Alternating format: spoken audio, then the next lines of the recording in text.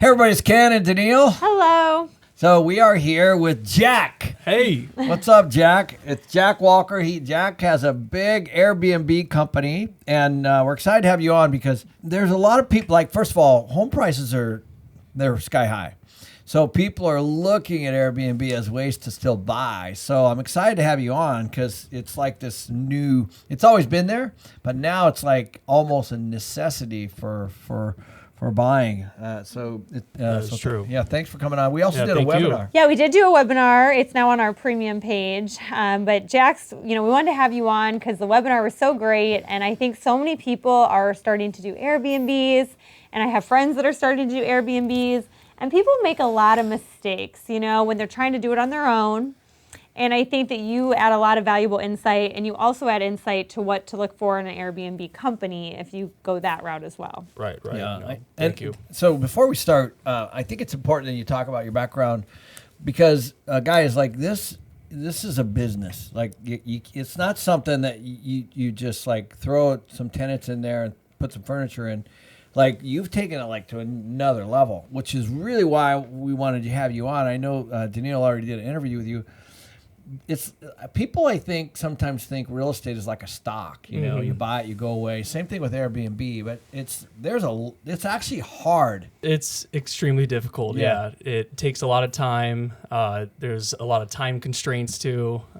There is so much that goes into it that most people do not understand. So happy to add value to your following. Let's start on your journey. So my journey, man, it's been a long journey. So, I'm 27 now, right? I started in entrepreneurship when I was 19. I got my real estate license when I was 19. I got it through a business elective class. It was kind of by mistake, right? 19, got my real estate license, started selling houses. So fast forward 21, 22, 23, I'm starting to make six figures now. I'm starting to sell multiple houses, 20 plus houses a year. Here's what happened with the Airbnb business. Okay, so at 23 years old, so 5 years ago, we started our company, VakeAZ. My business partner, there's three of us who own the company. My business partner, Patrick, he's my mentor, right? He's in his 50s, right? He was mentoring me as a young guy. He showed me how to sell real estate, right? Yep. And Patrick was going to flip a house here in 85254. The buyers came to Patrick and said, hey, we want to, he had it listed. We want to buy the house. And Pat's like, why, curious, you guys are from Canada. Why do you want to buy the house? They're like, we want to do Airbnb. So my partner, Patrick, is like, wow, that's interesting. Let me look into that. Right. So 5 years ago, 5 years ago, the Airbnb market was not as prevalent as is today. Patrick took that house off the market and he listed it on Airbnb, right? It was our first one. I wasn't really involved yet at this time.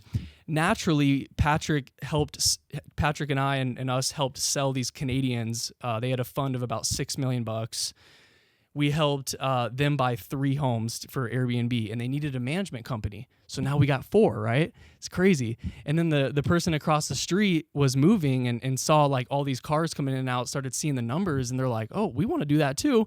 So now we had 5, and then 6, and then fast forward to present day right now, we're at about 60 properties with about $75 million of assets under company management.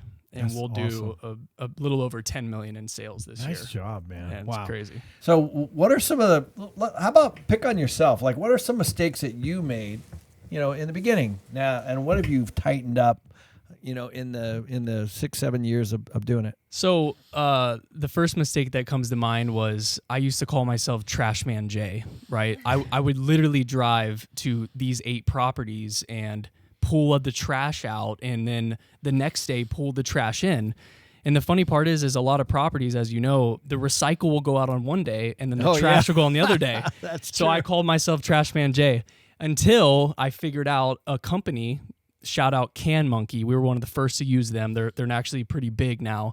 They made a beautiful subscription model. It's $35 a month, and so we hire them on all of our properties, and they simply just they show up to the house, wheel the cans out the next day after they're emptied, wheel the cans back. That's awesome. It's quite genius. What a great service. The second thing that the mistake was linens, right? Linens is such a difficult thing. I keep hearing you got to really go high end. You got to go high end on linens, and you have to buy constantly. But The mistake that most of our competitors make is they have linens that are particularly tied to each property, right? So let's say red linens go to red house, blue linens go to. So what we've done is we've made them universal, right? So we have all of our owners buy into the same linens that we've been using for several years. So you found a company and everybody needs to buy there. Correct. And then the cleaning team can use the linens on any property, right? It doesn't matter. It doesn't have to be red to this house. Okay. They're all white and gray, and clean that up, made that really efficient. Made that efficient because we don't want to do any laundry inside the property. That's another mistake. Laundry inside the property. You're using the washer and dryer often, right? It's gonna the more you use the washer and dryer like that, it's not designed. A washer and dryer is designed for a family, a couple times a week, not like every 3 or 4 days, like 8 loads. We have a couple of different models with different cleaning teams, but we have a laundry service that picks up and drops off, 4 times a week at their office, right? Mm-hmm. So it's super efficient. They let us know all the damaged linens, and we replenish them as they need them. So it sounds to me like you've just taken every piece, including pots and pans and everything that's done, and you pick 1, maybe 2 preferred vendors, and you say, that's it. That's non-negotiable. Streamlined. That's correct. Yeah. So like for a blender, for example, a lot of, we made mistakes by buying the cheapest stuff sometimes, right? You want to save costs, but Vitamix. Exactly, but you want to get like we buy the Ninja blender. Yeah. It's Right. $75 middle ground. Yeah. I'm not looking to get a $300 blender, but I'm not looking to get the $10 special either. It's going to get used a lot, so you want to get the one in the middle for most of because these the person that's going to pay $500 a night plus right is going to want that kind of blender, and they're used to 100%. it, right? They have it at home. Or the coffee maker. Yeah, right. That makes sense. Now, do you inventory all those items, or how does that work? We Or do. So once a quarter, we have an inventory sheet, and we'll go through the properties and see what's been damaged, because guests break a lot of stuff, right? Mm-hmm. Wine glasses in particular is the one thing, seems like every 6 months I have to get wine glasses, people knocking them over. And then, it's not so efficient to take inventory like once a month or so. That's why we do it every quarter. But we do listen to the guests, and that's why our company is so valuable, is our service, right? So there's a lot of times where a guest is like, hey, the blender doesn't work. Well, it'll be there in an hour. So Jack, so now people are, they're self-managing, maybe they're self-managing their own property. How do they know when it makes sense to hire a company like yours? I think there's a lot of points with that. Number one, we all know the police officer who's also a realtor, right? Mm-hmm. And we all know that when you do a couple things at a time, you're not gonna perform at its best, right? So I've always had this notion and belief that because I've had some different opportunities come up, but I've stayed focused on just one thing. So I think that if people who are self-managing, I think that you're going to make so much more. I think it's a revenue play as well as just a peace of mind play too. So I think revenue and peace of mind is going to be your best bet there with hiring a management company. So you think that their revenue would increase and then their peace of mind as well? Absolutely. There's some of our competitors that charge 17% or 15% or whatever. But we ran the numbers against them, and you're actually going to make more when you pay us our 25%, right? It's what we charge, 25% manage your property. Another thing with us is I really want to take care of my clients' assets, right?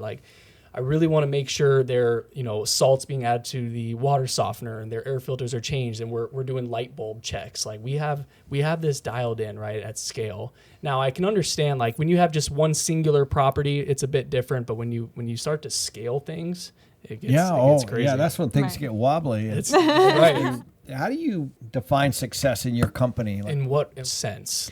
For the owners or the employees or my guests or my owners or just kind of anything? I would say if you're going to get a client. Okay.